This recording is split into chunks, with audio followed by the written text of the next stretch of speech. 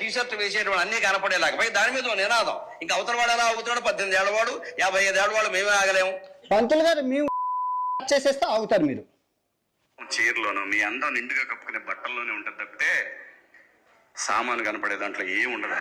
నువ్వు చెప్పడానికి అమ్మాయిలు ఒక్కసారి ఆలోచించండి. మాకు కొంచెం ప్రమాదకరమైన వేషం ఏమొచ్చిందంటే జీన్స్ టీషర్ట్ వచ్చింది. అవయవాలు పొందిగ్గా బిగువుగా కనపడుతుంటే కుర్రాడు ఎవడన్నా ఊరుకోగలండి? అసలు మనం ఎందుకు ప్రదర్శించాలి?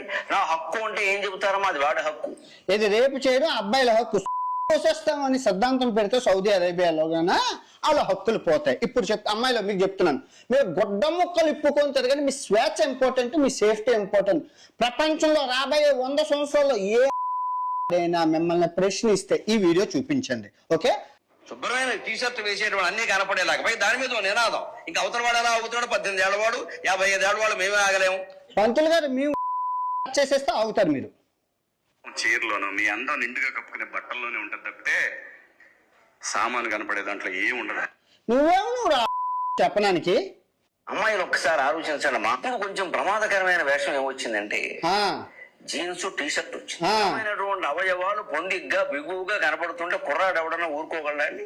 అసలు మనం ఎందుకు ప్రదర్శించాలి? నా హక్కు అంటే ఏం చెబుతారమ్మా, అది వాడి హక్కు. ఇది రేపు చేయడం అబ్బాయిల హక్కు కోసేస్తామని సిద్ధాంతం పెడితే సౌదీ అరేబియాలో గానా వాళ్ళ హక్కులు పోతాయి. ఇప్పుడు అమ్మాయిలో మీకు చెప్తున్నాను, మీరు గొడ్డ ముక్కలు ఇప్పుకొని తిరగని మీ స్వేచ్ఛ ఇంపార్టెంట్, మీ సేఫ్టీ ఇంపార్టెంట్. ప్రపంచంలో రాబోయే 100 సంవత్సరాల్లో ఏదైనా మిమ్మల్ని ప్రశ్నిస్తే ఈ వీడియో చూపించండి. ఓకే.